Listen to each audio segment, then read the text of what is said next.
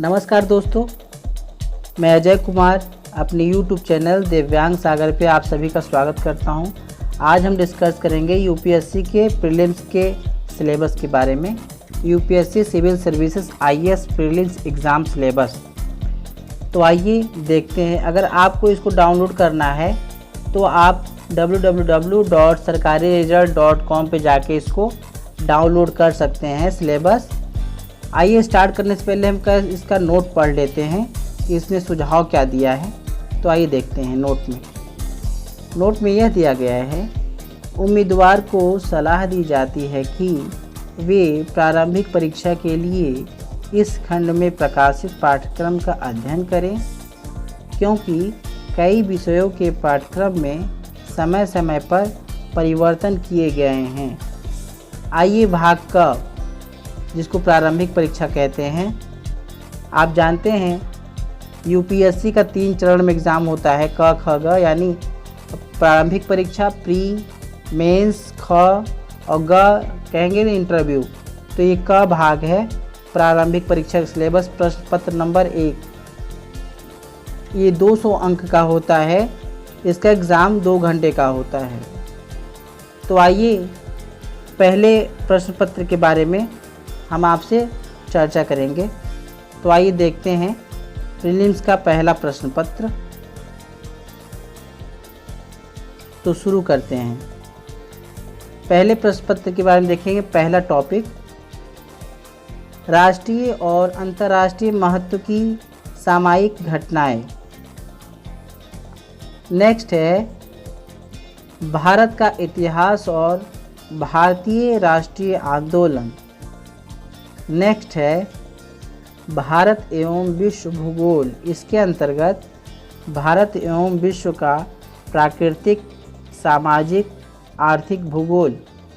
Next है भारतीय राजतंत्र और शासन। इसके अंतर्गत संविधान, राजनैतिक प्रणाली, पंचायती राज, लोक नीति, अधिकारों संबंधी मुद्दे आदि।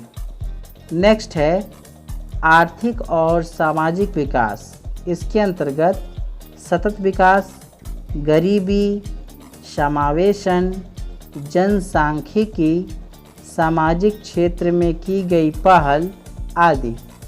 नेक्स्ट है पर्यावरणीय पारिस्थितिक जैव।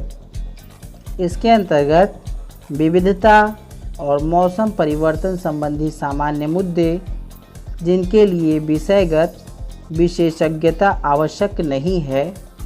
नेक्स्ट है सामान्य विज्ञान, ये आना चाहिए। आइए देखते हैं हम सेकेंड पेपर के बारे में, जिसको हम सी सेट भी कहते हैं। सेकेंड पेपर को देखते हैं। सेकेंड पेपर के बारे में आपको बता दूं, इसे हम सी सेट कहते हैं और ये भी 200 अंकों का होता है और 2 घंटे इसमें समय दिया जाता है, जिसमें गणित और रीजनिंग का क्वेश्चन आता है। आइए हम शुरू करते हैं। प्रश्न पत्र नंबर 2 का पहला टॉपिक है, पहला बोधगम्यता, दूसरा है संचार कौशल सहित अंतर। इसके अंतर्गत वैयक्तिक कौशल। तीसरा टॉपिक है तार्किक कौशल एवं विश्लेषणात्मक क्षमता।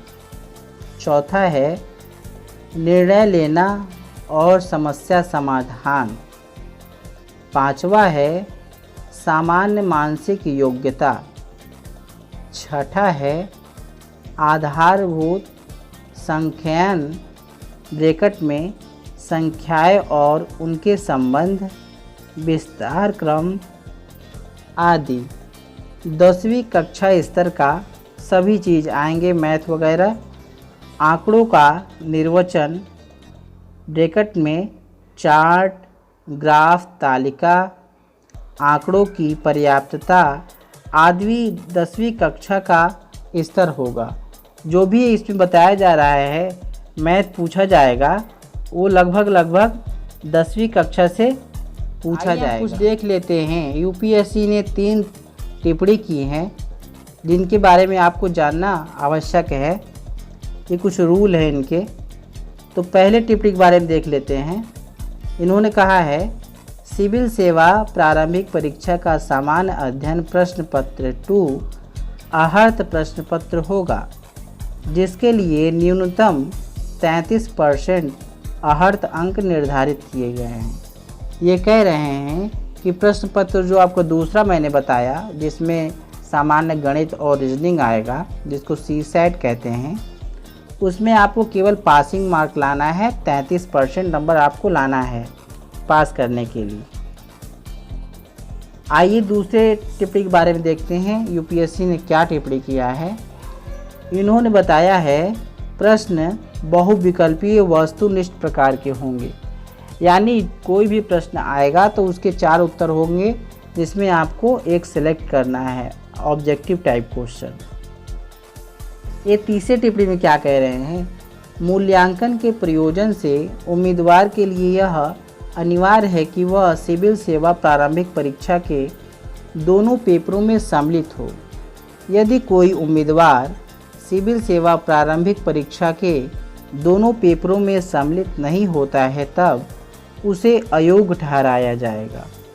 UPSC का ये साफ कहना है कि अगर आप एग्ज़ाम दे रहे हैं तो दोनों पेपर में आप बैठिए, नहीं तो आपको UPSC की तरफ से अयोग्य ठहरा दिया जाएगा और आप एग्ज़ाम नहीं दे पाएंगे पुनः। तो आप सभी से ये आशा है कि हमारा यह सीरीज़ आपको अच्छा लगा होगा। इसे अधिक से अधिक शेयर करिए। हमारे चैनल दिव्यांग सागर को सब्सक्राइब करिए, बेल आइकन ऑन कर लीजिए, जिससे अगली आने वाली वीडियो का नोटिफिकेशन आप तक आसानी से पहुंच सके। बॉक्स में कमेंट करना न भूलें। आपके कमेंट का हम बेसब्री से इंतज़ार करते रहें। इसे लाइक करिए। धन्यवाद।